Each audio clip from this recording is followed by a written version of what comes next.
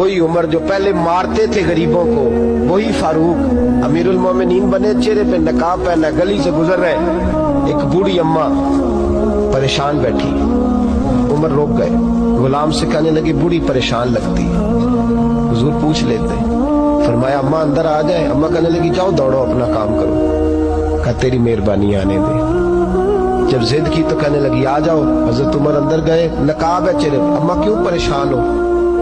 کہنے لگی عمر سے بڑی شکایت، کیا ہوا؟ کہنے لگی بوڑھی بھی ہوں، بیوہ بھی ہوں، بے اولاد بھی ہوں، 25 دینار کا قرضہ چڑھ گیا، 3 دن ہو گئے روٹی نہیں کھائی، عمر امیر المومنین ہے، اس نے میرا حال ہی نہیں پوچھا۔ حضرت عمر کہنے لگے اماں عمر کو کیا پتا تو اس حال میں ہے؟ تو مدینے کی وہ بوڑھی عورت بھی جانتی تھی کہ جمہوریت کیا ہوتی ہے، جمہوریت کیا ہوتی ہے۔ اماں عمر کو کیا پتا کہ تو اس حال میں ہے؟ تو وہ اماں بولی، کہنے لگی کیا کہا تم نے؟ عمر کو پتا نہیں؟ تو عمر کو جا کے میرا پیغام دے دو کہ حکومت چھوڑ دے، اس کے حوالے کرے جو غریبوں کا پتہ رکھ سکتا ہے، نہ ادھر ادھر کی تو بات کر، یہ بتا کہ قافلہ کیوں لٹا؟ مجھے رہزنوں سے غرض نہیں، تیری رہبری کا سوال ہے۔ تو بہانہ کر کے سائیڈ پہ ہو گیا، بول، تو پتہ رکھ نہیں سکتا تو کیوں حکومت کرتا ہے؟ آپ کے غلام کہتے عمر دوڑ لگا کے باہر نکلے، کھانا پکا پکایا گھر سے لائے، 25 دینار بھی لائے، 2 بوریاں اناج کی کندھوں پہ رکھ لی۔ غلام کہنے لگا حضور مجھے دے دیں، فرمایا وعدہ کر قیامت کے دن بھی میرا بوجھ اٹھائے گا؟ حضور میں نہیں اٹھا سکتا۔ عمر لائے، اس بوڑھی اماں کو 25 دینار دیے، 2-3 مہینے کا راشن دیا، کھانا کھلایا۔ یہاں تو جس کا 200-400 ووٹ ہو اسے ہے کوئی سردار چودھری پوچھ لے، غریبوں کو کون پوچھتا ہے؟ لیکن جب میلاد کا انقلاب آتا ہے پھر غریبوں کی عزت بڑھتی ہے۔ حضرت عمر اماں کے پیروں میں بیٹھ گئے، کہنے لگے اماں چل عمر کو میری خاطر معاف کر دے۔ اماں نے ایک لفظ کہا تو آپ کے غلام کہتے ہیں عمر کو اتنا روتے کبھی نہیں دیکھا جتنا عمر آج روئے۔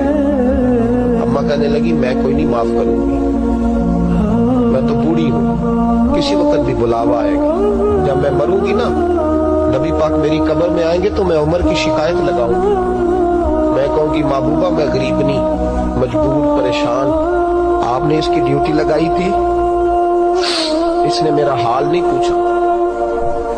آپ کے غلام کہتے ہیں عمر اس طرح روتے جیسے بچہ بلک کے روتا۔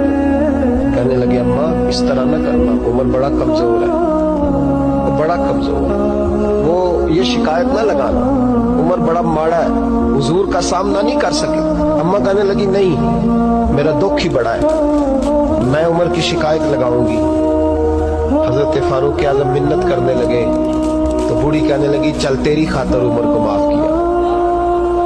حضرت عمر کہنے لگے مجھے لکھ کے دے، اماں کہنے لگی تم لکھ دو میں سائن کر دیتی ہوں۔ حضرت عمر نے لکھا فلاں بنت فلاں عمر سے ناراض تھی، پھر عمر نے راضی کر لی۔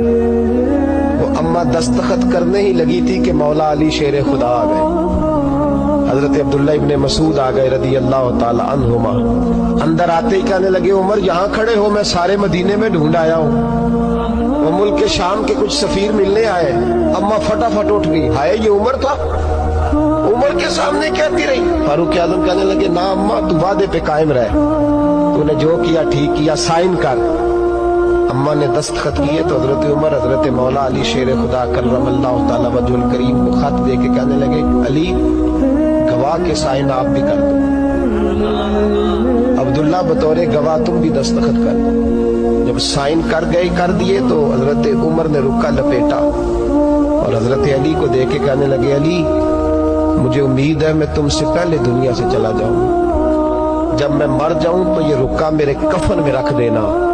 میرے نبی نے اگر پوچھا عمر میری امت کا کیا کر کے آئے ہو تو میں رکا نکال کے عرض کروں گا مولا ایک بوڑھی اماں ناراض تھی،